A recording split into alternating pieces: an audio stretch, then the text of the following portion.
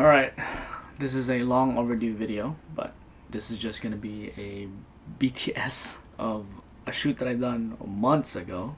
Honestly, I don't know how people do these things where, if you're a full-time photographer, videographer, you have time to do creative shoots, client shoots, and then you go to YouTube. I don't know how people do this, man. So I'm trying my best. So I don't even know if I really need to talk in this video, but Fujifilm GFX challenge. This word has gonna be said a lot because of this is the biggest thing I've done in my photography career. So Fujifilm lent me the GFX 102, and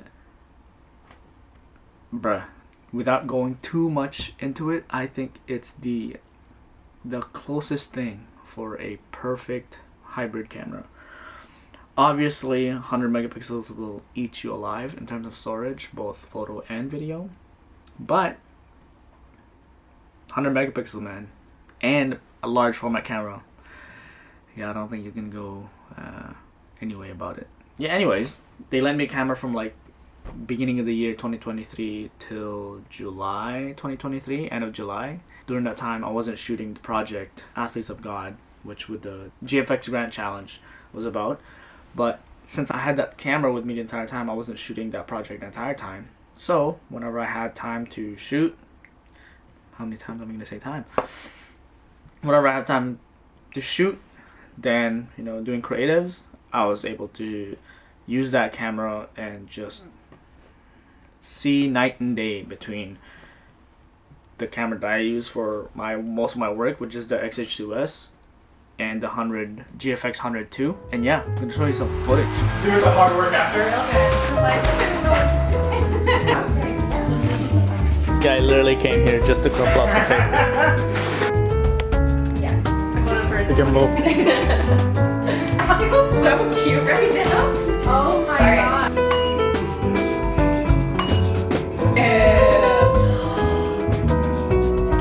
Wow, the The square. yeah, it's square. so good. Let's do it. See, I know what I'm doing. I think we're gonna do that thing that works so hard. Alright, we're back. No, can you actually come here real quick? I don't know why I can sit here. Oh, sorry. No.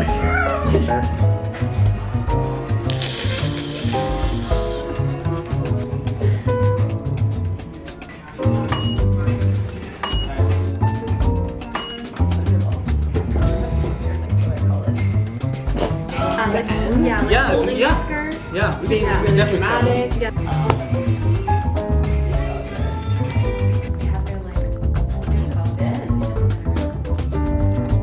What? This? Yeah.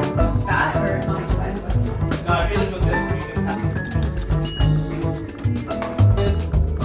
keep going. Oh, that one's cool. I'll move out of the way. That's cool. Yeah. One.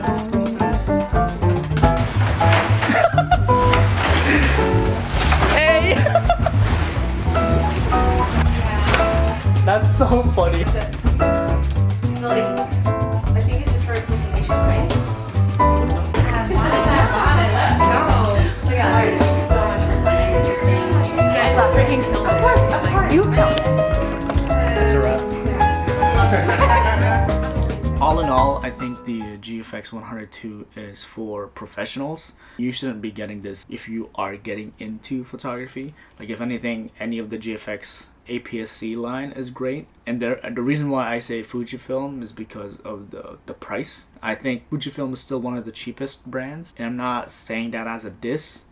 I use this professionally and I love using this camera. But yo, camera equipment nowadays are just getting crazy and crazy. Sony, even with the G Master series, the Canon and the RF lenses, I'm like, yo, relax. Again, if you're a professional, you can pay for that. But if you're just hobbyist, trying to get into it, yeah, no. F-Log2 is super fucking cool. It's nice. It's such a easy very easy codec. Apple ProRes F-Log2 422 10-bit.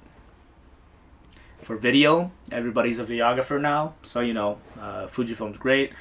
For photos, I shoot JPEG all the time with this camera. This is essentially my travel camera, or just my everyday carry.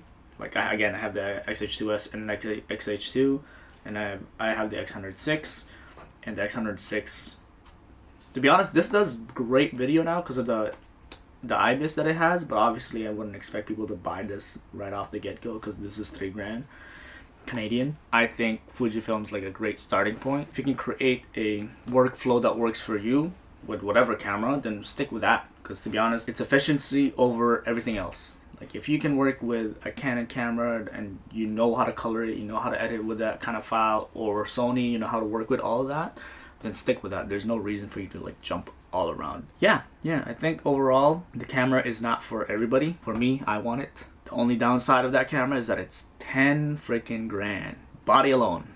So, and then the glasses is like $3,000 each. So I don't know if I want, like, I returned the GFX 102 a long time now, and they lent me the GFX 100 S2, which is great, but I thought about getting the 100 S2. But for the video, in order to record ProRes, you have to record externally. That's one reason that I left the Blackmagic system. That's because of the SSD external recording. It's a great system, but I just don't like wires. So I'm trying to keep everything portable and lightweight, little to no wires as possible. But that's just me. If you work like that, cool. That's a GFX 102 with Chelsea and Hailey. Peace.